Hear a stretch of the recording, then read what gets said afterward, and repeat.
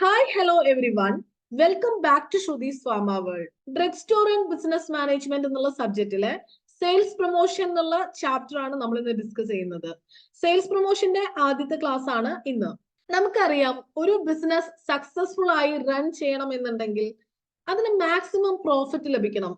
ആ ബിസിനസ്സിൽ നിന്ന് മാക്സിമം പ്രോഫിറ്റ് ലഭിക്കുന്നുണ്ടെങ്കിൽ മാത്രമേ അത് സക്സസ് ആയിട്ട് റൺ ചെയ്യുന്നു എന്ന് നമുക്ക് പറയാനായിട്ട് സാധിക്കത്തുള്ളൂ.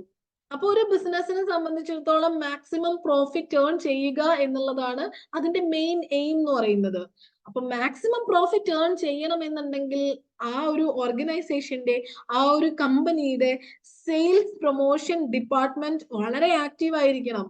മാക്സിമം സെയിൽസ് നടക്കണമെന്നുണ്ടെങ്കിൽ സെയിൽസ് പ്രൊമോഷൻ നടന്നേ പറ്റൂ. വേരിയസ് ടെക്നിക്സ് ഒക്കെ യൂസ് ചെയ്ത് സെയിൽസ് പ്രൊമോഷൻ നടക്കുന്നുണ്ടെങ്കിൽ മാത്രമേ നമുക്ക് മാക്സിമം പ്രോഫിറ്റ് ഏൺ ചെയ്യാൻ പറ്റുള്ളൂ. അതായത് ഇങ്ങനെ ഒരു കമ്പനി ഇവിടെ ഉണ്ട്, ആ കമ്പനി ഇന്ന ബ്രാൻഡിലുള്ള പ്രൊഡക്റ്റ് ഇറക്കുന്നുണ്ടെന്ന് ആളുകൾ അറിയണം, അത് പബ്ലിക്കിലോട്ട് എത്തണം. അങ്ങനെ പബ്ലിക്കിലോട്ട് എത്തണം എന്നുണ്ടെങ്കിൽ അഡ്വർടൈസ്മെന്റിലൂടെയും പബ്ലിസിറ്റി കൊടുക്കുന്നതിലൂടെയും മാത്രമേ അത് സാധിക്കത്തുള്ളൂ. പൊട്ടൻഷ്യൽ കസ്റ്റമേഴ്സ് നമ്മുടെ അടുത്ത് റീച്ച് ചെയ്യണം എന്നുണ്ടെങ്കിൽ നമ്മൾ അതിന് വേണ്ട പബ്ലിസിറ്റി കൊടുക്കണം. അതൊക്കെ മാർക്കറ്റിംഗ് ആക്ടിവിറ്റീസിൽ അല്ലെങ്കിൽ മാർക്കറ്റിംഗ് ടെക്നിക്സിൽ വരുന്ന കാര്യങ്ങളാണ്. പേഴ്സണൽ സെല്ലിംഗ് അല്ലെങ്കിൽ സെയിൽസ്മാൻഷിപ്പ് എന്നുള്ളത് മാറ്റി നിർത്തി, അല്ലെങ്കിൽ അതിനോടൊപ്പം തന്നെ ചെയ്യേണ്ട കാര്യമാണ് അഡ്വർടൈസിങ് ആൻഡ് പബ്ലിസിറ്റി എന്ന് പറയുന്നത്. അങ്ങനെയാണെങ്കിൽ മാത്രമേ പൊട്ടൻഷ്യൽ ബയേഴ്സിനെ നമ്മുടെ ഷോപ്പുകളിലേക്ക് എത്തിക്കാനായിട്ട് സാധിക്കത്തുള്ളൂ. അത് വിൻഡോ ഡിസ്പ്ലേ വഴി ചെയ്യാം. അതായത് ഷോപ്സിന്റെ വിൻഡോസിൽ ആളുകൾ കാണുന്ന രീതിയിൽ, ശ്രദ്ധിക്കുന്ന രീതിയിൽ കളർ പാറ്റേൺ ഒക്കെ യൂസ് ചെയ്ത് നമ്മുടെ പ്രൊഡക്റ്റ് ഡിസ്പ്ലേ ചെയ്യാവുന്നതാണ്. അല്ലെങ്കിൽ ഇതുമായി ബന്ധപ്പെട്ടിട്ടുള്ള ഷോസും എക്സ്പോസിഷൻസ് അല്ലെങ്കിൽ എക്സിബിഷൻസ് ഒക്കെ കണ്ടക്ട് ചെയ്യാവുന്നതാണ്. ഡെമോൺസ്ട്രേറ്റ് ചെയ്ത് പ്രൊഡക്റ്റ് ആളുകൾക്ക് കാണിച്ചു കൊടുക്കാവുന്നതാണ്. അങ്ങനെയൊക്കെ ചെയ്യുകയാണെന്നുണ്ടെങ്കിൽ നമ്മുടെ പ്രൊഡക്റ്റ് ആളുകളിലേക്ക് എത്തുകയും ആളുകൾ അത് വാങ്ങുന്നതിനെ കുറിച്ച് ചിന്തിക്കുകയും നമ്മുടെ അടുത്തേക്ക്, നമ്മുടെ ഓർഗനൈസേഷന്റെ അടുത്തേക്ക് അല്ലെങ്കിൽ നമ്മുടെ ഡ്രഗ് സ്റ്റോറിലോട്ട് വരികയും ചെയ്യും. അപ്പോൾ ഒരു ബിസിനസിനെ സംബന്ധിച്ചിടത്തോളം മാക്സിമം പ്രോഫിറ്റ് ഏൺ ചെയ്യുക എന്നുള്ളതാണ് അതിന്റെ മെയിൻ എയിം എന്ന് പറയുന്നത്. അങ്ങനെ മാക്സിമം പ്രോഫിറ്റ് ഏൺ ചെയ്യണം എന്നുണ്ടെങ്കിൽ അതിനകത്ത് സെയിൽസ് പ്രൊമോഷന് വളരെ പ്രധാനപ്പെട്ട പങ്കാണുള്ളത്. ഇനി നമ്മൾ നോക്കാൻ പോകുന്നത് സെയിൽസ് പ്രൊമോഷന്റെ ഒബ്ജക്റ്റീവ് എന്തൊക്കെയാണ് എന്നുള്ളതാണ്. സെയിൽസ് പ്രൊമോഷൻ ചെയ്യുന്നത് കൊണ്ട് എന്തൊക്കെ ഗുണങ്ങളാണ് ഉള്ളത്, അല്ലെങ്കിൽ എന്തിനു വേണ്ടിയാണ് ഈ സെയിൽസ് പ്രൊമോഷൻ ചെയ്യുന്നത്, അങ്ങനെയുള്ള കാര്യങ്ങളാണ് നമ്മൾ ഇനി ഡിസ്കസ് ചെയ്യുന്നത്. To introduce new products, to attract new customers, to maintain old customers, to improve public image of the firm, to popularize a brand name of the product, to assist salesmen and the dealers, to induce customers to purchase more items, selling out overstock, increasing last minute revenue. നമ്മൾ പറഞ്ഞ കാര്യങ്ങളൊക്കെ തന്നെയാണ്. ഒരു പുതിയ product നമ്മുടെ company പുറത്തിറക്കുന്നുണ്ടെങ്കിൽ അതിനെക്കുറിച്ച് ആളുകളിലോട്ട് എത്തിക്കുക, അതിനെക്കുറിച്ചുള്ള ഇൻഫർമേഷൻസ് ആളുകളിലോട്ട് എത്തിക്കുക, ആ പ്രൊഡക്റ്റ് ആളുകൾക്ക് ഇൻട്രൊഡ്യൂസ് ചെയ്ത് കൊടുക്കുക എന്നുള്ളത് സെയിൽസ് പ്രൊമോഷന്റെ ഒരു ഇമ്പോർട്ടന്റ് ആയിട്ടുള്ള ഒബ്ജക്റ്റീവ് ആണ്. കസ്റ്റമേഴ്സിനെ അട്രാക്ട് ചെയ്യുക, ഓൾഡ് കസ്റ്റമേഴ്സിനെ റീറ്റെയിൻ ചെയ്യുക അല്ലെങ്കിൽ മെയിൻറ്റെയിൻ ചെയ്യുക, നമ്മുടെ ഫേമിനെ കുറിച്ച്, നമ്മുടെ ഓർഗനൈസേഷനെ കുറിച്ച്, നമ്മുടെ കമ്പനിയെ കുറിച്ച് ആളുകൾക്കിടയിലേക്ക് എത്തിക്കുക, അവരുടെ ഇടയിൽ ഒരു നല്ല ഇമേജ് നമ്മുടെ ഫേമിനെ കുറിച്ച് ഉണ്ടാക്കുക എന്നുള്ളത് സെയിൽസ് പ്രൊമോഷന്റെ ഒരു ഇമ്പോർട്ടന്റ് ആയിട്ടുള്ള ഒബ്ജക്റ്റീവ് ആണ്. നമ്മുടെ ബ്രാൻഡ് നെയിം ആളുകളിലേക്ക്, ജനറൽ പബ്ലിക്കിനിടയിലേക്ക് എത്തിക്കുക എന്നുള്ളതും സെയിൽസ് പ്രൊമോഷന്റെ ഒരു ഇമ്പോർട്ടന്റ് ആയിട്ടുള്ള ഒബ്ജക്റ്റീവ് ആണ്. സെയിൽസ് പ്രൊമോഷൻ ചെയ്യുകയാണെങ്കിൽ സെയിൽസ്മാനെ സംബന്ധിച്ചിടത്തോളം, ആ പ്രൊഡക്റ്റ് ഡീൽ ചെയ്യുന്ന ആളുകളെ സംബന്ധിച്ചിടത്തോളം അത് വളരെ ഹെൽപ്ഫുൾ ആണ്. അവർക്കൊരു അസിസ്റ്റൻസ് ആണ് സെയിൽസ് പ്രൊമോഷൻ ചെയ്യുക എന്നുള്ളത്. അതുപോലെ തന്നെ കസ്റ്റമേഴ്സിനെ കൂടുതൽ പർച്ചേസ് ചെയ്യാൻ പ്രാപ്തരാക്കുക എന്നുള്ളൊരു ലക്ഷ്യം കൂടെ സെയിൽസ് പ്രൊമോഷൻ ഉണ്ട്. ആളുകളിലേക്ക് പ്രൊഡക്ട്സിനെ കുറിച്ചുള്ള ഇൻഫർമേഷൻസ് കൂടുതലായി എത്തിക്കുകയും അവരെ അട്രാക്ട് ചെയ്യുകയൊക്കെ ചെയ്യുകയാണെങ്കിൽ കൂടുതൽ കസ്റ്റമേഴ്സ് പർച്ചേസ് ചെയ്യുന്നതായിരിക്കും. So to induce customers to purchase more items, അതും സെയിൽസ് പ്രൊമോഷന്റെ ഒബ്ജക്റ്റീവ് ആണ്. ഓവർ സ്റ്റോക്ക് സോൾഡ് ഔട്ട് ചെയ്യാനും സെയിൽസ് പ്രൊമോഷൻ ചെയ്യുന്നത് കാരണമാവുന്നുണ്ട്. അതുപോലെ തന്നെ ഈ സെയിൽസ് പ്രൊമോഷൻ ചെയ്യുന്നത് ഒരു ലാസ്റ്റ് മിനിറ്റ് റവന്യൂ നമുക്ക് ഏൺ ചെയ്യുന്നതിനും നമ്മളെ ഹെൽപ്പ് ചെയ്യുന്നുണ്ട്. അപ്പൊ ഇതൊക്കെയാണ് സെയിൽസ് പ്രൊമോഷന്റെ ഒബ്ജക്റ്റീവ് എന്ന് പറയുന്നത്. Next, techniques of sales promotion ആണ് നമ്മൾ ഡിസ്കസ് ചെയ്യാൻ പോകുന്നത്. 6 ടെക്നിക്സ് നിങ്ങൾക്ക് ഇവിടെ കാണാം. ഇത് നമുക്ക് വളരെ സുപരിചിതമായ ടെക്നിക്സ് തന്നെയാണ്. Free samples, trading stamps, coupons, premium or bonus offer, prize contest, fair and exhibitions. നമുക്ക് ഓരോന്നും എന്തൊക്കെയാണെന്ന് നോക്കാം. ടെക്നിക്സ് ഓഫ് സെയിൽസ് പ്രൊമോഷൻ അകത്ത് നമ്മൾ ആദ്യം പഠിക്കുന്നത് ഫ്രീ സാമ്പിൾസ് ആണ്. ഫ്രീ സാമ്പിൾസ് എന്ന് പറയുമ്പോൾ നിങ്ങൾ ഒരു ഹോസ്പിറ്റലിൽ പോകുന്ന സമയത്ത് അവിടെ മെഡിക്കൽ റിപ്രസെന്റേറ്റീവ്സിനെ കാണാറുണ്ട്. എന്താണ് ഈ മെഡിക്കൽ റിപ്രസെന്റേറ്റീവ്സ് അവിടെ ചെയ്യാൻ പോകുന്നത്? അതായത് ഒരു കമ്പനി അല്ലെങ്കിൽ ഒരു ഓർഗനൈസേഷൻ ആണ് അവർ ഈ ഡോക്ടേഴ്സിന് അടുത്തേക്ക് അയക്കുന്നത്. ഒരു പുതിയ പ്രൊഡക്റ്റ് അവർ മാനുഫാക്ചർ ചെയ്ത് മാർക്കറ്റിൽ എത്തിച്ചു കഴിഞ്ഞിട്ടുണ്ടെങ്കിൽ ആ ഒരു പ്രൊഡക്റ്റിനെ കുറിച്ചുള്ള ഇൻഫർമേഷൻസ്, അതിനെ കുറിച്ചുള്ള ഡീറ്റെയിൽസ് ഡോക്ടറിന് പറഞ്ഞു കൊടുക്കുന്നതിന് വേണ്ടിയിട്ടാണ് ഈ മെഡിക്കൽ റെപ്രസെന്റേറ്റീവ്സ് ഹോസ്പിറ്റലിലോട്ട് എത്തുന്നത്. കൂടാതെ അവർ ഫ്രീ സാമ്പിൾസും ഡോക്ടേഴ്സിന് പ്രൊവൈഡ് ചെയ്യും. ഒരു ന്യൂ പ്രൊഡക്റ്റ് ഇൻട്രൊഡ്യൂസ് ചെയ്യാനുള്ള നല്ലൊരു വേ ആണ് ഫ്രീ സാമ്പിൾസ് നൽകുക എന്നുള്ളത്. ഇത് പക്ഷേ എക്സ്പെൻസീവ് ആയിട്ടുള്ള മെത്തേഡാണ്. വലിയ ഓർഗനൈസേഷനെ സംബന്ധിച്ചിടത്തോളം മാത്രമാണ് ഈ ഫ്രീ സാമ്പിൾസ് പ്രൊവൈഡ് ചെയ്യുന്നത് പോസിബിൾ ആവുന്നത്. അപ്പൊ സെയിൽസ് പ്രൊമോഷൻ ടെക്നിക്സിലെ ആദ്യത്തേത് ഫ്രീ സാമ്പിൾസ് ആണ്. അതിന് എക്സാമ്പിൾ ആയിട്ട് നിങ്ങൾ ഇത് ഓർത്ത് വെച്ചാൽ മതി. മെഡിക്കൽ റെപ്രസെന്റേറ്റീവ്സ് ഈ പ്രൊഡക്ട്സ് കൊണ്ടുപോയിട്ട് ഡോക്ടേഴ്സിന് ഡെലിവർ ചെയ്യുന്നു, അതിനെക്കുറിച്ചുള്ള ഡീറ്റെയിൽഡ് ഇൻഫർമേഷൻസ് അവർക്ക് പ്രൊവൈഡ് ചെയ്യുന്നു. അതാണ് അതിനൊരു എക്സാമ്പിൾ ആയിട്ട് പറയാനുള്ളത്. Next, trading stamps. Trading stamps are issued to customers through the retailers in proportion to the amount of purchase. Once he has collected stamps of an adequate amount, he obtains a free product in exchange for his stamps. അതായത് purchase ചെയ്യുന്ന സമയത്ത്, അപ്പൊ നമ്മളൊരു സ്റ്റോറിൽ നിന്ന് product purchase ചെയ്യുന്ന സമയത്ത് അവർ നമുക്ക് കുറച്ച് സ്റ്റാമ്പ്സ് തരും. നമ്മൾ എത്ര എമൗണ്ട് ആണോ പർച്ചേസ് ചെയ്യുന്നത് അതിന് അനുസരിച്ചുള്ള, അതിന് തത്തുല്യമായിട്ടുള്ള രീതിയിലുള്ള സ്റ്റാമ്പ്സ് അവർ നൽകും. അപ്പം ഒരു പെർട്ടിക്കുലർ എമൗണ്ട് നമ്മുടെ കയ്യിൽ വന്നു കഴിഞ്ഞിട്ടുണ്ടെങ്കിൽ, ഒരു പെർട്ടിക്കുലർ എമൗണ്ട് ഓഫ് സ്റ്റാമ്പ്സ് നമ്മൾ കളക്ട് ചെയ്ത് കഴിഞ്ഞ് അത് നമ്മൾ ആ ഷോപ്പിൽ കൊടുക്കുകയാണെന്നുണ്ടെങ്കിൽ അവർ അതിന് എക്സ്ചേഞ്ച് ആയിട്ട് അവർ നമുക്കൊരു ഫ്രീ പ്രൊഡക്റ്റ് നൽകും. അതാണ് ട്രേഡിംഗ് സ്റ്റാമ്പ്സ് എന്നുള്ളത് കൊണ്ട് ഉദ്ദേശിക്കുന്നത്. മനസ്സിലായി എന്ന് കരുതുന്നു. നമ്മൾ പർച്ചേസ് ചെയ്യുന്ന സമയത്ത് നമുക്ക് ഓരോ തവണ പർച്ചേസ് ചെയ്യുന്ന സമയത്തും ഒരു സ്റ്റാമ്പ് അവർ നൽകും.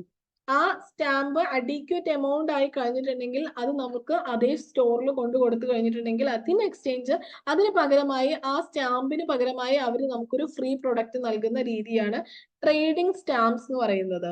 നെക്സ്റ്റ് കൂപ്പൺസ് ആണ്. കൂപ്പൺസും ഇതുപോലെ തന്നെയാണ്. നമ്മൾ പ്രൊഡക്റ്റ് പർച്ചേസ് ചെയ്യുന്ന സമയത്ത് അവർ നമുക്കൊരു കൂപ്പൺ തരുന്നു. ആ കൂപ്പൺ കൊണ്ടുപോയി അടുത്ത പർച്ചേസ് ചെയ്യുന്ന സമയത്ത് നമ്മൾ വാങ്ങുന്ന സാധനത്തിന് ചെറിയൊരു ഡിസ്കൗണ്ട് നമുക്ക് ലഭിക്കും. അതാണ് കൂപ്പൺസ് എന്നുള്ളത് കൊണ്ട് ഉദ്ദേശിക്കുന്നത്. റീറ്റെയിലേഴ്സിന് ആക്ച്വലി ഈ കൂപ്പൺ പരിപാടി ഒന്നും ഇഷ്ടമല്ല. കാരണം അത് financial and accounting problems create ചെയ്യുന്നത് കൊണ്ട് തന്നെ റീറ്റെയിലേഴ്സ് പൊതുവെ ഈ കൂപ്പൺ എന്നുള്ള രീതിനെ വല്ലാതെ പ്രൊമോട്ട് ചെയ്യാറില്ല. അപ്പൊ സെയിൽസ് പ്രൊമോഷൻ ടെക്നിക്കിൽ മൂന്നാമതായി നമ്മൾ പഠിക്കുന്നത് കൂപ്പൺ ആണ്. ഇനി premium or bonus offer. The firm offers A certain quantity of the product free of cost on the purchase of A specified quantity of the product. അതായത് നമ്മുടെ ഡ്രഗ് സ്റ്റോറിൽ നിന്ന് നമ്മളൊരു സ്പെസിഫൈഡ് ക്വാണ്ടിറ്റി പ്രൊഡക്റ്റ് വാങ്ങി കഴിഞ്ഞിട്ടുണ്ടെങ്കിൽ അവർ അതിനോട് കൂടെ ഒരു ഫ്രീ പ്രൊഡക്റ്റ് അവർ നൽകുന്നു. 3 രീതിയിലാണ് ഈ ഫ്രീ പ്രൊഡക്റ്റ് നമുക്ക് ലഭിക്കുന്നത്. With pack premium, a reusable container, free in the mail premium. അങ്ങനെ 3 രീതിയിലാണ് നമുക്ക് പ്രൊഡക്റ്റ് ലഭിക്കുന്നത്. ആദ്യത്തേത് നമുക്ക് നോക്കാം. വിത്ത് പാക്ക് പ്രീമിയം എന്ന് പറഞ്ഞിട്ടുണ്ടെങ്കിൽ free product is given along with the product purchased by the customer. അതായത് ഞാനൊരു എക്സാമ്പിൾ പറയാം, അപ്പൊ നിങ്ങൾക്ക് അത് കൃത്യമായിട്ട് മനസ്സിലാവും. ഇപ്പൊ നമ്മൾ ഡ്രഗ് സ്റ്റോറിൽ നിന്ന് ഒരു 240 ml ഒരു കഫ് സിറപ്പ് വാങ്ങുന്നുണ്ടെന്ന് കരുതാം. 240 ml ഒരു കഫ് സിറപ്പ് വാങ്ങുന്ന സമയത്ത് അതിനോട് കൂടെ നമുക്കൊരു സ്റ്റീൽ ടീസ്പൂൺ ലഭിക്കുന്നു. അതൊരു ഫ്രീ ഗിഫ്റ്റ് ആയിട്ട് ആ ഒരു ബോക്സിനകത്ത് തന്നെ നമുക്കൊരു സ്റ്റീൽ ടീസ്പൂൺ ലഭിക്കുന്നു. അതാണ് വിത്ത് പാക്ക് പ്രീമിയം എന്ന് പറയുന്നത്. ഇനി റീയൂസബിൾ കണ്ടെയ്നർ എന്ന് പറഞ്ഞിട്ടുണ്ടെങ്കിൽ ഇപ്പം നമ്മൾ ആയുർവേദ കടകളിലൊക്കെ കയറിയിട്ട് നമ്മൾ ചവനപ്രാശ് ഒക്കെ വാങ്ങില്ലേ, അതുപോലെ ആയുർവേദിക് ബൈദ്യനാഥ് ചവനപ്രാശ് ഒക്കെ വാങ്ങുമ്പോൾ അത് വരുന്നത് വളരെ അട്രാക്റ്റീവ് ആയിട്ടുള്ള ഒരു ബോട്ടിലാണ്. ആ ബോട്ടിൽ നമുക്ക് വീണ്ടും റീയൂസ് ചെയ്യാൻ പറ്റുന്നതായിരിക്കും. നല്ല അട്രാക്റ്റീവ് ആണ്. നമുക്ക് കിച്ചണിലൊക്കെ ഉപയോഗിക്കാൻ പറ്റുന്ന രീതിയിലുള്ള കണ്ടെയ്നറിലായിരിക്കും ആ പ്രൊഡക്റ്റ് വരുന്നത്. അതാണ് റീയൂസബിൾ കണ്ടെയ്നർ എന്നുള്ളത് കൊണ്ട് ഉദ്ദേശിക്കുന്നത്. ഇനി free in the mail premium. Free gift is given to the customer on producing a proof of purchase. അതായത് നമ്മൾ ആ പ്രൊഡക്റ്റ് വാങ്ങിയിട്ടുണ്ട് എന്ന് നമ്മൾ ആ ഷോപ്പിൽ അതിനുള്ളൊരു പ്രൂഫ് കാണിക്കുകയാണെന്നുണ്ടെങ്കിൽ അവർ നമുക്കൊരു ക്യാഷ് മെമ്മോയോ അല്ലെങ്കിൽ ഒരു പ്രൊഡക്റ്റ് റാപ്പ് ചെയ്തിട്ടുള്ള ഒരു പ്രൊഡക്റ്റോ അങ്ങനെ എന്തെങ്കിലുമൊക്കെ നമുക്ക് അവർ തരും. അതാണ് free in the mail premium എന്ന് പറയുന്നത്. നെക്സ്റ്റ് പ്രൈസ് കണ്ടസ്റ്റ് ആണ്. പ്രൈസ് കണ്ടസ്റ്റ് എന്ന് പറയുമ്പോൾ നമ്മുടെ പ്രൊഡക്റ്റിനെ കുറിച്ച്, ആ പ്രൊഡക്റ്റിന്റെ യൂട്ടിലിറ്റിനെ കുറിച്ചൊക്കെ ഒരു സ്ലോഗനോ ഒരു കംപ്ലീറ്റ് സെന്റൻസോ എഴുതുക എന്നുള്ളതാണ് ഇവിടുത്തെ രീതി. അത് കസ്റ്റമേഴ്സിന് ചെയ്യാം, സെയിൽസ്മാന് ചെയ്യാം, ഡീലേഴ്സിന് ചെയ്യാം, ആർക്ക് വേണേലും ചെയ്യാം. അങ്ങനെ ഏറ്റവും നന്നായിട്ട് ആ പ്രൊഡക്റ്റിനെ ഡിസ്ക്രൈബ് ചെയ്യുന്ന ഒരാൾക്കായിരിക്കും പ്രൈസ് ലഭിക്കുന്നത്. അട്രാക്റ്റീവ് ആയിട്ടുള്ള പ്രൈസ് അവർക്ക് കൊടുക്കുന്നതായിരിക്കും. ഇനി നെക്സ്റ്റ് വരുന്നത് ഫെയർ ആൻഡ് എക്സിബിഷൻസ് ആണ്. ഫെയർ ആൻഡ് എക്സിബിഷൻസ് എന്ന് പറയുമ്പോൾ നമ്മുടെ പ്രൊഡക്റ്റിനെ ആളുകളിലേക്ക് എത്തിക്കാൻ പറ്റുന്ന നല്ലൊരു രീതിയാണ് എക്സിബിഷൻസ് എന്ന് പറയുന്നത്. ഇതെന്താന്ന് വെച്ചിട്ടുണ്ടെങ്കിൽ നല്ലൊരു രീതിയാണ്. അതായത് നമ്മുടെ പ്രൊഡക്റ്റ് ആളുകളിലേക്ക് എത്തിക്കാൻ കഴിയുന്ന നല്ലൊരു രീതിയാണ് എക്സിബിഷൻസ് എന്ന് പറയുന്നത്. ഒന്നുകിൽ നമ്മുടെ പ്രൊഡക്റ്റ് നമുക്ക് അവിടെ ഡിസ്പ്ലേ ചെയ്യാവുന്നതാണ്. അതല്ലാന്നുണ്ടെങ്കിൽ ഈ ഫാർമസ്യൂട്ടിക്കൽ കോൺഫറൻസുകൾ അല്ലെങ്കിൽ മെഡിക്കൽ കോൺഫറൻസുകൾ, സെമിനാർസ്, സയന്റിഫിക് കോൺഗ്രസ് അങ്ങനെയൊക്കെ നടക്കുന്ന ഇടങ്ങളിൽ ഈ ഫാർമസ്യൂട്ടിക്കൽ ഫേമിന് പങ്കെടുക്കാനും അവിടെ എത്തിയിട്ട് അവർക്ക് അവിടെ അവരുടെ ലിറ്ററേച്ചർ, അവരുടെ പ്രൊഡക്റ്റിനെ കുറിച്ചുള്ള ലിറ്ററേച്ചർ അവിടെ എത്തുന്ന ആളുകളിലേക്ക് ഡിസ്ട്രിബ്യൂട്ട് ചെയ്യാനും സാധിക്കും. അത് നല്ലൊരു രീതിയാണ്. അപ്പം സെയിൽസ് പ്രൊമോഷൻ ടെക്നിക്സ് ഇവിടെ കഴിഞ്ഞിരിക്കുന്നു. നെക്സ്റ്റ് നമ്മൾ ഡിസ്കസ് ചെയ്യാൻ പോകുന്നത് സെയിൽസ്മാൻഷിപ്പിനെ കുറിച്ചാണ്. സെയിൽസ്മാൻഷിപ്പ് എന്താണെന്ന് നമുക്ക് നോക്കാം. സെയിൽസ്മാൻഷിപ്പ് എന്ന് പറഞ്ഞിട്ടുണ്ടെങ്കിൽ it is an art of convincing and persuading the customers to buy goods or services which will give them satisfaction. ഒരു കമ്പനിയുടെ അല്ലെങ്കിൽ ഒരു ഓർഗനൈസേഷന്റെ പ്രൊഡക്റ്റ് ആളുകളെ കൊണ്ട് വാങ്ങിപ്പിക്കുക അല്ലെങ്കിൽ അവരുടെ ഒരു സർവീസ് ആളുകളെ കൊണ്ട് എടുപ്പിക്കുക എന്ന് പറയുന്ന ഡ്യൂട്ടിയാണ് സെയിൽസ്മാൻ ചെയ്യുന്നത്. സെയിൽസ്മാൻഷിപ്പ് എന്ന് പറയുന്നത് ഒരു ആർട്ടാണ്. ആളുകളെ കൺവിൻസ് ചെയ്ത് അവരെ അനുനയിപ്പിച്ച് ആ പ്രൊഡക്റ്റ് വാങ്ങിപ്പിക്കുക അല്ലെങ്കിൽ ആ സർവീസ് എടുപ്പിക്കുക വിത്ത് സാറ്റിസ്ഫാക്ഷൻ. സാറ്റിസ്ഫാക്ഷനോട് കൂടെ ആളുകളെ ആ പ്രൊഡക്റ്റ് അല്ലെങ്കിൽ ആ സർവീസ് എടുപ്പിക്കുക എന്ന് പറയുന്ന ഒരു രീതിയാണ് സെയിൽസ്മാൻഷിപ്പ് എന്ന് പറയുന്നത്. ഒരു ബിസിനസിനെ സംബന്ധിച്ചിടത്തോളം അതിന്റെ മേജർ റവന്യൂ ഒബ്റ്റെയിൻ ചെയ്യുന്നത് തന്നെ സെയിൽസിലൂടെയാണ്. അപ്പൊ സെയിൽസ് നടക്കുന്നില്ല എന്ന് പറയുകയാണെങ്കിൽ പിന്നെ ആ ബിസിനസിന് സർവൈവ് ചെയ്യാൻ പാടായിരിക്കും. പ്രൊഡക്ഷന്റെ ഒരു അൾട്ടിമേറ്റ് ഒബ്ജക്റ്റീവ് എന്ന് പറയുന്നത് തന്നെ സെയിൽസ് ആണ്. നമ്മുടെ ബിസിനസിന്റെ ലൈഫ് ബ്ലഡ് എന്ന് പറയുന്നത് തന്നെ സെയിൽസ് ആണെന്ന് പറയാം. ആദ്യകാലത്ത് ഉണ്ടായിരുന്ന ഒരു രീതി എന്ന് പറയുന്നത് പേഴ്സണൽ സെല്ലിംഗ് അല്ലെങ്കിൽ സെയിൽസ്മാൻഷിപ്പ് ആയിരുന്നു. മോസ്റ്റ് എഫക്റ്റീവ് മെത്തേഡ് എന്ന് പറയുന്നതും most effective method of selling എന്ന് പറയുന്നതും ഈ സെയിൽസ്മാൻഷിപ്പ് തന്നെയാണ്. സെയിൽസ്മാൻഷിപ്പ് ആണെന്നുണ്ടെങ്കിലുള്ള ഒരു അഡ്വാൻറ്റേജ് എന്താ അറിയോ? ആളുകൾ നമ്മുടെ അടുത്തേക്ക് വരുമ്പോൾ അവരുടെ നീഡ് കൃത്യമായി മനസ്സിലാക്കാനും എന്താണ് അവരുടെ മോട്ടീവ്, എങ്ങനെയാണ് അവരുടെ ബിഹേവിയർ എന്നൊക്കെ തിരിച്ചറിഞ്ഞ് അതിനനുസരിച്ച് പ്രതികരിക്കാനും അതിനനുസരിച്ച് ആളുകളെ കൊണ്ട് അവരെ മനസ്സിലാക്കി അവരെ സാറ്റിസ്ഫൈ ചെയ്യിപ്പിച്ച് ആ പ്രൊഡക്റ്റ് എടുപ്പിക്കാനും സെയിൽസ്മാന് കഴിയും. അതായത് ആളുകളുടെ ഹാബിറ്റ്സ്, ടേസ്റ്റ്, കസ്റ്റമേഴ്സിന് ആ പ്രൊഡക്റ്റിനോടുള്ള ആറ്റിറ്റ്യൂഡ് അല്ലെങ്കിൽ കസ്റ്റമേഴ്സിന്റെ ആറ്റിറ്റ്യൂഡ് എന്തൊക്കെയാണെന്ന് മനസ്സിലാക്കാനും ഈ സെയിൽസ്മാൻഷിപ്പിലൂടെ സാധിക്കുന്നതായിരുന്നു. അപ്പൊ അങ്ങനെ കസ്റ്റമേഴ്സിന്റെ ടേസ്റ്റ് മനസ്സിലാക്കാനും അവരുടെ പ്രൊഡക്റ്റിനോടുള്ള ആറ്റിറ്റ്യൂഡ് ഒക്കെ മനസ്സിലാക്കാനും സെയിൽസ്മാന് കഴിയുകയാണെങ്കിൽ അതിനനുസരിച്ച് മാനുഫാക്ചേഴ്സിന് അവരുടെ പ്രൊഡക്റ്റ് ഡിസൈൻ ചെയ്യാനും ഓൾറെഡി ഉള്ള പ്രൊഡക്റ്റിനെ അവർക്ക് ആളുകൾക്ക് ആവശ്യമാകുന്ന രീതിയിൽ, കസ്റ്റമേഴ്സ് ആവശ്യമാകുന്ന രീതിയിൽ ഇംപ്രൂവ് ചെയ്യാനും ഒക്കെ സാധിക്കുമായിരുന്നു. ഇനി നമുക്ക് സെയിൽസ്മാൻഷിപ്പിന്റെ അഡ്വാൻറ്റേജസ് എന്തൊക്കെയാണെന്ന് നോക്കാം. It helps in locating prospective buyers. It helps in the creation of demand for new products. It provides feedback about the need, attitudes, and behavior of consumers. It helps to remove the objections and doubts of the customers. It helps in demonstrating the product in a very effective way. It can develop durable relationship with customers. The salesman acts as a consultant to the customers. The salesmanship gets immediate buying action. അപ്പോൾ advantages എന്ന് പറയുമ്പോൾ prospective ബയേഴ്സിനെ identify ചെയ്യാൻ, locate ചെയ്യാൻ സെയിൽസ്മാൻഷിപ്പിലൂടെ സാധിക്കും. പുതിയ പ്രൊഡക്ട്സിന്റെ demand മനസ്സിലാക്കാനും അത് create ചെയ്യാനും സെയിൽസ്മാൻഷിപ്പിലൂടെ സാധിക്കും. പ്രൊഡക്ട്സിനെ കുറിച്ച് ആളുകളുടെ അഭിപ്രായം മനസ്സിലാക്കാനും അവരുടെ ആറ്റിറ്റ്യൂഡ് എന്താണ്, അവരുടെ ബിഹേവിയർ എങ്ങനെയാണ് എന്ന് മനസ്സിലാക്കി അതിനനുസരിച്ചുള്ള ഫീഡ്ബാക്ക് കമ്പനിക്ക് കൊടുക്കാനായിട്ട് സെയിൽസ്മാൻഷിപ്പിലൂടെ സാധിക്കും. എന്തെങ്കിലും ഒബ്ജെക്ഷൻസ് അല്ലെങ്കിൽ ഡൗട്ട്സ് കൺസ്യൂമേഴ്സിന് ഉണ്ടെങ്കിൽ അത് മനസ്സിലാക്കി ആ ഡൗട്ട്സ് ക്ലിയർ ചെയ്ത് കൊടുക്കാൻ സെയിൽസ്മാൻഷിപ്പിലൂടെ സാധിക്കും. അതുപോലെ തന്നെ ഒരു പ്രൊഡക്റ്റ് വാങ്ങാൻ വരുന്ന ആൾക്ക് ആ പ്രൊഡക്റ്റിനെ കുറിച്ച് മനസ്സിലാക്കി കൊടുക്കാൻ, അത് ഡെമോൺസ്ട്രേറ്റ് ചെയ്ത് കാണിച്ചു കൊടുക്കാനായിട്ട് സെയിൽസ്മാൻഷിപ്പിലൂടെ സാധിക്കും. ആളുകളുമായി, കൺസ്യൂമേഴ്സുമായി ഒരു റിലേഷൻഷിപ്പ് മെയിൻറ്റെയിൻ ചെയ്യാൻ സെയിൽസ്മാൻഷിപ്പിലൂടെ സാധിക്കും. അതുപോലെ തന്നെ ആളുകളെ കൊണ്ട് ആ ഒരു പ്രൊഡക്റ്റ് വാങ്ങിപ്പിക്കാനും, അതായത് ഇപ്പൊ അഡ്വർടൈസ് ഒക്കെ ചെയ്യുകയാണെന്നുണ്ടെങ്കിൽ ആളുകൾ ആ പ്രൊഡക്റ്റ് മനസ്സിലാക്കും, പിന്നീട് അത് അവർ പിന്നെ ആവട്ടെ എന്ന് പറഞ്ഞ് മാറ്റിവെക്കും. പക്ഷെ അതേസമയം സെയിൽസ്മാൻ ആണത് സെല് ചെയ്യുന്നത് എന്നുണ്ടെങ്കിൽ അയാൾക്ക് ആളുകളെ തന്റെ വാക്ചാതുര്യത്തിലൂടെ പറഞ്ഞ് അവരെ കൺവിൻസ് ചെയ്ത് അവരെ അനുനയിപ്പിച്ച് ആ പ്രൊഡക്റ്റ് എടുക്കുന്നതിലേക്ക് കൊണ്ടുപോകാൻ, എടുക്കുന്ന ആ ഒരു സ്റ്റെപ്പിലൊക്കെ ആളുകളെ കൊണ്ടുപോകാനായിട്ട് ഈ സെയിൽസ്മാൻഷിപ്പിലൂടെ സാധിക്കും. ഇതൊക്കെയാണ് അതിന്റെ അഡ്വാൻറ്റേജസ് ആയിട്ട് പറയാനുള്ളത്. ഇനി നമ്മൾ നോക്കുന്നത് ഡ്യൂട്ടീസ് ആണ്. സെയിൽസ്മാന്റെ ഡ്യൂട്ടീസ് എന്ന് പറയുമ്പോൾ principal duty to make sales of products or services. Products അല്ലെങ്കിൽ സർവീസസ് സെയിൽ ചെയ്യുക എന്നുള്ളത് തന്നെയാണ് അയാളുടെ പ്രധാനപ്പെട്ട ഡ്യൂട്ടി എന്ന് പറയുന്നത്. He has to do the assign duties. അയാൾക്ക് ആ കമ്പനി അസൈൻ ചെയ്തിട്ടുള്ള ഡ്യൂട്ടീസ് എല്ലാം അയാൾ ചെയ്യണം. He has to make collection of bills relating to sales. സെയിൽസുമായി ബന്ധപ്പെട്ടിട്ടുള്ള ബിൽസ് എല്ലാം കളക്ട് ചെയ്ത് വെക്കണം. He has to make reports, sales made, calls made, service rendered, customers lost, competition, and any other matters relating to the firm. So ആ ഫേമുമായി ബന്ധപ്പെട്ടിട്ട് അവിടെ അയാൾ ചെയ്തിട്ടുള്ള എത്രത്തോളം ഐറ്റംസ് സെല് ചെയ്തിട്ടുണ്ട്, അതിന്റെ ഭാഗമായി ആരൊക്കെ വിളിച്ചിട്ടുണ്ട്, എന്തൊക്കെ സർവീസസ് ആണ് പ്രൊവൈഡ് ചെയ്തിട്ടുള്ളത്, കസ്റ്റമേഴ്സിന് ലോസ് ആയിട്ടുണ്ടോ, ഏതൊക്കെ രീതിയിലാണ് കോമ്പറ്റീഷൻസ് നടക്കുന്നത്, ആരൊക്കെയാണ് കോമ്പറ്റീറ്റേഴ്സ്, അതുപോലെ അങ്ങനെ ആ ഫേമുമായി ബന്ധപ്പെട്ടിട്ടുള്ള എല്ലാ കാര്യങ്ങളും അതുമായി ബന്ധപ്പെട്ടിട്ടുള്ള എല്ലാ റിപ്പോർട്ട്സും അയാൾ ആ ഫേമിന് അല്ലെങ്കിൽ ആ ഓർഗനൈസേഷന് കൈമാറേണ്ടതാണ്. All complaints must be satisfied peacefully. അപ്പം നമ്മുടെ ഓർഗനൈസേഷനിലോട്ട് അല്ലെങ്കിൽ നമ്മുടെ ഫേമുമായി ബന്ധപ്പെട്ട് നമ്മുടെ പ്രൊഡക്റ്റുമായി ബന്ധപ്പെട്ട് വരാൻ സാധ്യതയുള്ള കംപ്ലൈന്റ്സ് എല്ലാം അയാള് ക്ലിയർ ചെയ്യേണ്ടതാണ്. ആളുകളുടെ ഡൗട്ട് എല്ലാം ക്ലിയർ ചെയ്ത് കൊടുക്കേണ്ടതാണ്. അതുപോലെ തന്നെ സെയിൽസ് മീറ്റിംഗ് ഈ സെയിൽസ്മാൻ അറ്റൻഡ് ചെയ്യേണ്ടതാണ്. എങ്കിൽ മാത്രമേ ആ പ്രൊഡക്റ്റിനെ കുറിച്ച് ആധികാരികമായി പറയാൻ, ആ ഫേമിനെ കുറിച്ച് ആധികാരികമായി പറയാൻ അയാൾക്ക് അറിയത്തുള്ളൂ. സോ ഇതൊക്കെയാണ് അയാളുടെ ഡ്യൂട്ടീസ് എന്ന് പറയുന്നത്. അതുപോലെ തന്നെ കസ്റ്റമേഴ്സുമായി ഒരു നല്ല റിലേഷൻഷിപ്പ് ബിൽഡ് ചെയ്യുക എന്നുള്ളതും അയാളുടെ പ്രധാനപ്പെട്ട ഡ്യൂട്ടീസിൽ പെടുന്ന ഒരു കാര്യം തന്നെയാണ്. ഇനി നമ്മൾ ഡിസ്കസ് ചെയ്യുന്നത് സ്റ്റെപ്സ് ഇൻ സെല്ലിംഗ് പ്രോസസ് ആണ്. ഇവിടെ നിങ്ങൾക്ക് കാണാം various steps.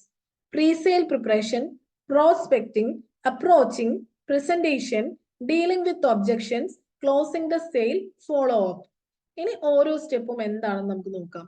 Presale preparation, the selection, training and motivation of salesperson is the first step in personal selling.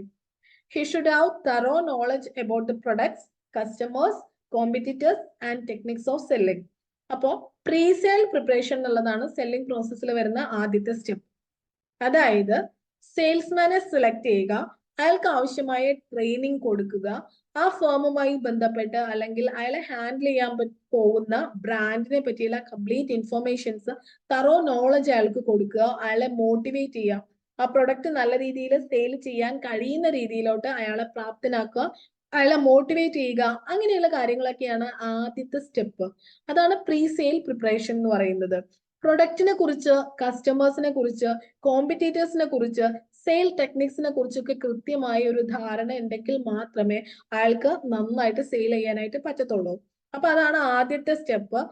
സെയിൽസ്മാനെ select ചെയ്യുക, അയാൾക്ക് ആവശ്യമായ ട്രെയിനിങ് കൊടുക്കുക, അയാളെ മോട്ടിവേറ്റ് ചെയ്യുക. ഇനി സെക്കൻഡ് സ്റ്റെപ്പ് എന്ന് പറയുന്നത് പ്രോസ്പെക്ടിങ്. പ്രോസ്പെക്ടിങ് എന്ന് പറഞ്ഞിട്ടുണ്ടെങ്കിൽ the salesman must locate the potential buyers and identify their needs. They should examine the records of past and present customers to find out the nature and attitudes of the potential buyers. Prospecting എന്ന് പറഞ്ഞിട്ടുണ്ടെങ്കിൽ ഈ training ഒക്കെ complete ചെയ്ത് വന്നിട്ടുള്ള ഒരു സെയിൽസ്മാന് potential ബയേഴ്സിനെ identify ചെയ്യാനോ locate ചെയ്യാനോ വലിയ ബുദ്ധിമുട്ടുകളൊന്നും ഉണ്ടാവില്ല. പാസ്റ്റ് ആൻഡ് പ്രസന്റ് കസ്റ്റമേഴ്സിന്റെ ഡീറ്റെയിൽസ് ഒക്കെ നോക്കി അല്ലെങ്കിൽ അവരെ എക്സാമിൻ ചെയ്ത് അതിനകത്ത് നിന്ന് അവരുടെ നേച്ചർ എങ്ങനെയാണ്, അവരുടെ ആറ്റിറ്റ്യൂഡ് എങ്ങനെയാണ് എന്നൊക്കെ മനസ്സിലാക്കുക എന്നുള്ളതാണ്. പൊട്ടൻഷ്യൽ ബയേഴ്സിനെ ലൊക്കേറ്റ് ചെയ്യുക എന്നുള്ളതാണ് രണ്ടാമത്തെ സ്റ്റെപ്പ്. ഇനി അപ്രോച്ചിങ് എന്ന് പറയുമ്പോൾ മൂന്നാമത്തെ സ്റ്റെപ്പാണ് അപ്രോച്ചിങ്. അപ്രോച്ചിങ് എന്ന് പറയുമ്പോൾ ഈ ആള് സെയിൽസ്മാൻ ആദ്യം അയാളെ ഇൻട്രൊഡ്യൂസ് ചെയ്യണം. അതിനുശേഷം അയാൾ ആ പ്രൊഡക്റ്റിനെ കുറിച്ച്, മാനുഫാക്ചേഴ്സിനെ കുറിച്ചൊക്കെ ബയേഴ്സിന് ഇൻട്രൊഡ്യൂസ് ചെയ്ത് കൊടുക്കണം. അത് വളരെ പൊളൈറ്റ് ആയിട്ട്, വളരെ മര്യാദയോടുകൂടി, വളരെ നല്ല രീതിയിൽ അയാൾ കസ്റ്റമേഴ്സിനെ ഹാൻഡിൽ ചെയ്യേണ്ടതാണ്. അതാണ് അപ്രോച്ചിങ് എന്ന് പറയുന്ന സ്റ്റെപ്പ്. ഇനി നാലാമത്തെ സ്റ്റെപ്പ് എന്ന് പറയുമ്പോൾ പ്രസന്റേഷൻ. പ്രസന്റേഷൻ എന്ന് പറയുമ്പോൾ the object of the presentation is to convince the customers that he needs this type of product or service and this particular product or service will in fact fulfill his needs. അതായത് നമ്മൾ ആ പ്രൊഡക്റ്റിനെ കുറിച്ച് അയാൾക്ക് explain ചെയ്ത് കൊടുക്കുന്ന സമയത്ത് ആൾക്കത് ആവശ്യമുണ്ട്, ആൾ അതാണ് അന്വേഷിച്ചുകൊണ്ട് നടന്നിരുന്നത് എന്നുള്ള രീതിയിലുള്ള തോന്നൽ ഉളവാക്കാൻ കഴിയണം, അവരെ കൺവിൻസ് ചെയ്യാൻ കഴിയണം. He should describe the silent features and uses of the product in brief and not to its technical details such as description about the drug formulation, its chemical composition, its pharmacological action and the side effects. അതായത് ആ പ്രൊഡക്റ്റിനെ കുറിച്ച് already detail ചെയ്തിട്ടുള്ള ആ പ്രൊഡക്റ്റിന്റെ ലീഫ്ലെറ്റിലോ അല്ലെങ്കിൽ പ്രൊഡക്റ്റിന്റെ ആ ഒരു കാർട്ടണിലോ ഉള്ള കാര്യങ്ങളല്ല, അതിന്റെ ബോക്സിലുള്ള കാര്യങ്ങളല്ല, അതല്ലാത്ത അതിന്റെ ആ പ്രൊഡക്റ്റിന്റെ സൈലന്റ് ഫീച്ചേഴ്സും അതിന്റെ യൂസസും അതെങ്ങനെയാണ് യൂസ് ചെയ്യേണ്ടത് അങ്ങനെയുള്ള കാര്യങ്ങളൊക്കെ വേണം കസ്റ്റമേഴ്സിന് പറഞ്ഞു കൊടുക്കാനായിട്ട്. ഒരിക്കലും കസ്റ്റമേഴ്സുമായിട്ടൊരു ആർഗ്യുമെന്റ് വരുന്ന രീതിയിലേക്ക് കാര്യങ്ങൾ പോകരുത്. അതായത് ആർഗ്യുമെന്റ് ജയിക്കുക എന്നുള്ളതല്ല നമ്മുടെ എയിം. ആ വരുന്ന കസ്റ്റമറിനെ കൊണ്ട് ആ പ്രൊഡക്റ്റ് വാങ്ങിപ്പിക്കുക എന്നുള്ളതാണ്. അപ്പൊ പ്രസന്റേഷൻ ആണ് 4ാമത്തെ സ്റ്റെപ്പ് എന്ന് പറയുന്നത്. Next, dealing with objections. അതായത് വരുന്ന കസ്റ്റമേഴ്സ് ചിലപ്പോ ഒരുപാട് ക്വസ്റ്റ്യൻസ് സെയിൽസ്മാന്റെ അടുത്ത് ചോദിക്കും. അപ്പൊ ക്വസ്റ്റ്യൻസ് ഇങ്ങനെ തുടരെ ചോദിക്കുന്ന സമയത്ത് അക്ഷമരാവാതെ, പേഷ്യൻസ് പോവാതെ അവർക്ക് കൃത്യമായി കാര്യങ്ങൾ പറഞ്ഞ് മനസ്സിലാക്കി കൊടുത്ത് അവരെ കൺവിൻസ് ചെയ്ത് ആ പ്രൊഡക്റ്റ് വാങ്ങിപ്പിക്കുക എന്നുള്ളതാണ് സെയിൽസ്മാന്റെ ഡ്യൂട്ടി. അപ്പൊ ഒബ്ജെക്ഷൻസ് പേഷ്യൻസോട് കൂടെ ഡീൽ ചെയ്യുക, കസ്റ്റമേഴ്സിന്റെ ഒബ്ജെക്ഷൻസ് ക്ലിയർ ആയി മാറ്റി അവരെ സാറ്റിസ്ഫൈ ചെയ്ത് ആ പ്രൊഡക്റ്റ് അവരെ കൊണ്ട് വാങ്ങിപ്പിക്കുകയാണ് വേണ്ടത്. Next, closing the sale. Closing the sale എന്ന് പറയുമ്പോൾ ഇപ്പൊ കസ്റ്റമേഴ്സ് ആ പ്രൊഡക്റ്റ് വാങ്ങാം എന്നുള്ളൊരു തീരുമാനം എടുത്തു കഴിഞ്ഞിട്ടുണ്ടെങ്കിൽ അത് അവരെ കൊണ്ട് ഒരു നല്ല രീതിയിൽ അത് ആ ഡീല് ക്ലോസ് ചെയ്യുക, അവർക്ക് ആ പ്രൊഡക്റ്റ് സെയിൽ ചെയ്യുക. അതാണ് നമ്മുടെ സെയിൽസ്മാന്റെ ഡ്യൂട്ടി എന്ന് പറയുന്നത്. ഇനിയിപ്പം കസ്റ്റമേഴ്സ് ഒരു തീരുമാനം എടുക്കാൻ കഴിയാതെ നിൽക്കുകയാണെന്ന് വിചാരിക്കുക. അപ്പോൾ ഒരു രീതിയിലും സെയിൽസ്മാൻ അവരെ പ്രഷറൈസ് ചെയ്ത് ആ പ്രൊഡക്റ്റ് എടുക്കുന്ന രീതിയിലേക്ക് കൊണ്ടുവരരുത്. അവര് സാറ്റിസ്ഫൈഡ് ആയിട്ട് തന്നെ ആ പ്രൊഡക്റ്റ് എടുക്കണം, എന്നിട്ട് വേണം സെയിൽ ക്ലോസ് ചെയ്യാനായിട്ട്. ഇനി അടുത്തത് വരുന്നത് ഫോളോ അപ്പ് ആണ്. ഫോളോ അപ്പ് എന്ന് പറയുമ്പോൾ റീറ്റെയിൽ ഫാർമസിയുടെ കേസിൽ ഒരു തവണ മെഡിസിൻ വാങ്ങിച്ച ആള് വീണ്ടും അതേ ഫാർമസിയിൽ തന്നെ വന്ന് വാങ്ങിക്കൊള്ളണമെന്നൊന്നുമില്ല. അപ്പൊ ഫോളോ അപ്പ് ആ ഒരു രീതിയിൽ അവിടെ പോസിബിൾ അല്ല. പക്ഷെ ഈ സപ്ലൈ ചെയ്ത ആൾക്കാരുണ്ടല്ലോ, റീറ്റെയിൽ ഫാർമസിയിലേക്ക് സപ്ലൈ ചെയ്ത ആ ഡീലേഴ്സ്, അവര് അതിന്റെ ഫോളോ അപ്പ് എടുക്കുന്നതായിരിക്കും. അതായത് സ്റ്റോക്ക് ഉണ്ടോ, എപ്പോഴാണ് സ്റ്റോക്ക് വേണ്ടത്, ആ ഒരു രീതിയിലുള്ള ഫോളോ അപ്പ് അവിടെ നടക്കും. അതല്ലാതെ കസ്റ്റമേഴ്സിന്റെ ഫോളോ അപ്പ് നടന്നുകൊള്ളണം എന്നില്ല. അപ്പൊ ഇതൊക്കെയാണ് ഡിഫറെന്റ് സെല്ലിംഗ് ടെക്നിക്സ് എന്ന് പറയുന്നത്. ഇനി നമുക്ക് സെയിൽസ്മാനെ കുറിച്ച് കൂടെ പറഞ്ഞ് ഇന്നത്തെ ഈ ക്ലാസ് വൈൻഡപ്പ് ചെയ്യാം. നെക്സ്റ്റ് ക്ലാസ്സിൽ റിമൈനിങ് പോർഷൻസ് നമുക്ക് ഡിസ്കസ് ചെയ്യാം. സെയിൽസ്മാൻ എന്ന് പറഞ്ഞിട്ടുണ്ടെങ്കിൽ ഈ കസ്റ്റമേഴ്സുമായി ഡീൽ ചെയ്യുന്ന, ആ പ്രൊഡക്റ്റ് വിൽക്കുന്നതുമായി ബന്ധപ്പെട്ട് കസ്റ്റമേഴ്സുമായി ഡീൽ ചെയ്യുന്ന ആ ഒരു പേഴ്സണെയാണ് സെയിൽസ്മാൻ എന്ന് പറയുന്നത്. ആ ഒരു ഓർഗനൈസേഷൻ പ്രോപ്പറായി റൺ ചെയ്യണം എന്നുണ്ടെങ്കിൽ ഒരു വെൽ ക്വാളിഫൈഡ് ആയിട്ടുള്ള, ട്രെയിൻഡ് ആയിട്ടുള്ള, എനർജറ്റിക് ആയിട്ടുള്ള ഒരു യങ് പേഴ്സൺ തന്നെ സെയിൽസ്മാൻ ആയിട്ട് വേണം. എങ്കിൽ മാത്രമേ പ്രോപ്പർ ആയിട്ട് അവരുടെ ബിസിനസ് മുന്നോട്ട് കൊണ്ടുപോകാനായിട്ട് അവർക്ക് സാധിക്കത്തുള്ളൂ. അപ്പോൾ ഈ സെയിൽസ്മാന്റെ ക്വാളിറ്റീസ് എന്തൊക്കെയാണെന്ന് നമുക്ക് ആദ്യം ഡിസ്കസ് ചെയ്യാം. Personal qualities, mental qualities, social qualities and vocational skills ആണ് നമ്മൾ ഡിസ്കസ് ചെയ്യാൻ പോകുന്നത്. പേഴ്സണൽ ക്വാളിറ്റീസ് എന്ന് പറയുമ്പോൾ ആ സെയിൽസ്മാൻ അട്രാക്റ്റീവ് പേഴ്സണാലിറ്റി ഉള്ള ഒരാളായിരിക്കണം. ക്ലിയർ വോയിസും അതുപോലെ സ്പീക്കിംഗ് എബിലിറ്റി, നന്നായി സംസാരിക്കാനുള്ള ഒരു എബിലിറ്റി, ആളുകളെ ഡീൽ ചെയ്യാനുള്ള ഒരു എബിലിറ്റി ഒക്കെ ഉള്ള ആളായിരിക്കണം ഈ സെയിൽസ്മാൻ എന്ന് പറയുന്നത്. ഗുഡ് ഹെൽത്ത് ഉണ്ടായിരിക്കണം, സൗണ്ട് ഫിസിക് ആയിരിക്കണം, കാണുമ്പോൾ തന്നെ അട്രാക്റ്റീവ് ആയിട്ടുള്ള ഒരു പേഴ്സൺ ആയിരിക്കണം സെയിൽസ്മാൻ എന്ന് പറയുന്നത്. അയാൾ വെൽ ഡ്രസ്ഡ് ആയിരിക്കണം, പ്ലീസിങ് ആയിട്ടുള്ള, വളരെ ചാമിങ് ആയിട്ടുള്ള ഒരു പേഴ്സണാലിറ്റി ഉള്ള ഒരാളാണ് സെയിൽസ്മാൻ എങ്കിൽ ബയേഴ്സിന്, കസ്റ്റമേഴ്സിന് അയാളിലേക്കും ആ പ്രൊഡക്റ്റിലേക്കും അയാൾ വഴി ആ പ്രൊഡക്റ്റിലേക്കും അട്രാക്റ്റഡ് ആവാനുള്ള സാധ്യത ഉണ്ട്. സോ അയാളുടെ പേഴ്സണൽ ക്വാളിറ്റീസ്, സെയിൽസ്മാന്റെ പേഴ്സണൽ ക്വാളിറ്റീസ് എന്ന് പറയുമ്പോൾ, അപ്പം സെയിൽസ്മാന്റെ പേഴ്സണൽ ക്വാളിറ്റീസ് എന്ന് പറയുമ്പോൾ അട്രാക്റ്റീവ് പേഴ്സണാലിറ്റി ആയിരിക്കണം, ക്ലിയർ വോയിസ്, അതുപോലെ തന്നെ ടോൺ ഓഫ് സ്പീക്കിംഗ് എന്ന് പറയുന്നത് നാച്ചുറൽ ആയിരിക്കണം, good health and sound physique, well dressed ആയിരിക്കണം, ചാമിങ് പേഴ്സണാലിറ്റി. അതൊക്കെയാണ് അയാളുടെ പേഴ്സണൽ ക്വാളിറ്റീസ് എന്ന് പറയുന്നത്. നെക്സ്റ്റ് മെന്റൽ ക്വാളിറ്റീസ് ആണ്. സെയിൽസ്മാന്റെ മെന്റൽ ക്വാളിറ്റീസ് എന്ന് പറയുമ്പോൾ അയാൾക്ക് നല്ല മെമ്മറി പവർ ഉണ്ടായിരിക്കണം, പ്രസൻസ് ഓഫ് മൈൻഡ് ഉണ്ടായിരിക്കണം, അയാൾക്ക് കസ്റ്റമേഴ്സിന്റെ ഇമാജിനേഷൻ ഒത്ത് ഉയരാൻ കഴിയണം, ഫോർസൈറ്റ്നെസ് എന്ന് പറയുമ്പോൾ ആൾക്ക് ദീർഘവീക്ഷണം ഉണ്ടായിരിക്കണം, ജഡ്ജ്മെന്റൽ ആൻഡ് ഇനീഷ്യേറ്റീവ് ആയിരിക്കണം. അപ്പൊ അതൊക്കെയാണ് ആളുടെ മെന്റൽ ക്വാളിറ്റീസ് എന്ന് പറയുന്നത്. അതായത് കസ്റ്റമേഴ്സിന്റെ, പൊട്ടൻഷ്യൽ ബയേഴ്സിന്റെ റിക്വയർമെന്റും അവരുടെ നേച്ചർ ഒക്കെ മനസ്സിലാക്കി അതിനനുസരിച്ച് ഇന്റലിജന്റ് ആയി ഡിസിഷൻ എടുക്കാനും കസ്റ്റമേഴ്സിനെ സാറ്റിസ്ഫൈ ചെയ്യാനും കഴിവുള്ള ഒരാളായിരിക്കണം സെയിൽസ്മാൻ എന്ന് പറയുന്നത്. കസ്റ്റമേഴ്സിന്റെ വ്യൂ പോയിന്റിനോടൊപ്പം തന്നെ അയാളുടെ ഇമാജിനേഷൻ ഉയർന്നാൽ മാത്രമേ അയാൾക്ക് പൊട്ടൻഷ്യൽ കസ്റ്റമേഴ്സിനെ റീറ്റെയിൻ ചെയ്യാനായിട്ട് സാധിക്കൂ. അതായത് ഗുഡ് മെന്റൽ ക്വാളിറ്റീസ് ഉള്ള ഒരു സെയിൽസ്മാന് മാത്രമാണ് റെഗുലർ ആൻഡ് പെർമനന്റ് കസ്റ്റമേഴ്സ് ഉണ്ടാവത്തുള്ളൂ. അപ്പൊ ഇതൊക്കെയാണ് സെയിൽസ്മാന്റെ മെന്റൽ ക്വാളിറ്റീസ് എന്ന് പറയുന്നത്. അപ്പം ഇനി നമ്മൾ നോക്കാൻ പോകുന്നത് സെയിൽസ്മാന്റെ സോഷ്യൽ ക്വാളിറ്റീസ് ആണ്.